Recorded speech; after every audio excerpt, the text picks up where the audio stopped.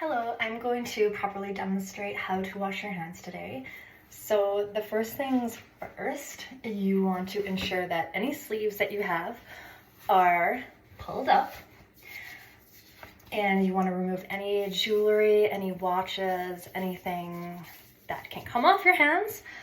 Remove that and put that to the side just so we can facilitate cleaning your hands thoroughly and ensure that any microorganisms that may be lodged into jewelry are away. So make sure that this area here is kept from touching any of your uniform or your clothing.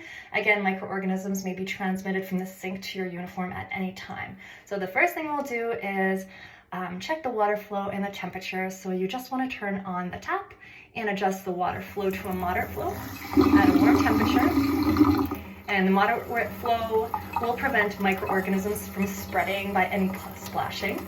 And the warm water just makes sure that will remove less protective oils from the skin, as the warm water is a little less harsh. So you want to wet your wrist and hands. You want to allow the water to flow from 3 to 4 inches above the wrist to the fingertips. And the reason for this is just so the water starts at the least contaminated area, which is the wrist, to the most contaminated area, which is the fingertips. So once we have them thoroughly wet, we will apply the soap agent. 1 to 2 pumps should be enough, about 2 to 4 milliliters of liquid, just enough to provide a good lather and cover the surface of your hands. If you are using a bar soap, rinse the soap before returning it to the soap dish, just to ensure that no microorganisms are transferred. So you want to wash your hands by using a circular motion to increase the lather. You want to interlace your fingers and thumbs and move them back and forth. This is to ensure that the interdigital spaces are cleaned as best as can be.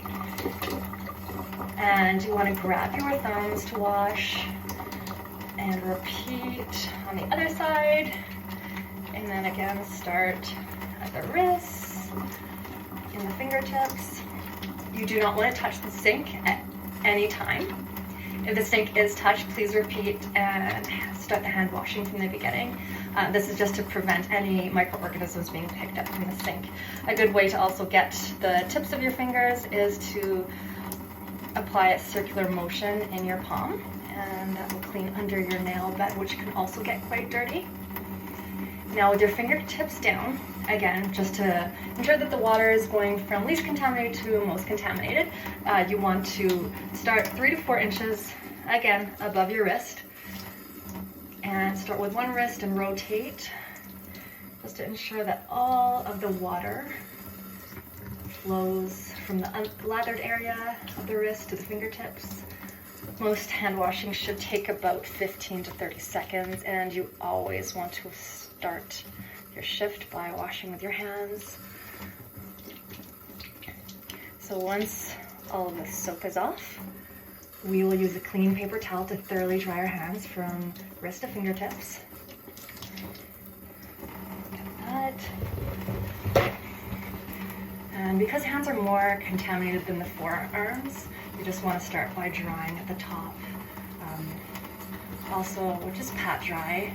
Moist skin can become very chapped, and chapped skin can break, which can result in an infection, which we do not want.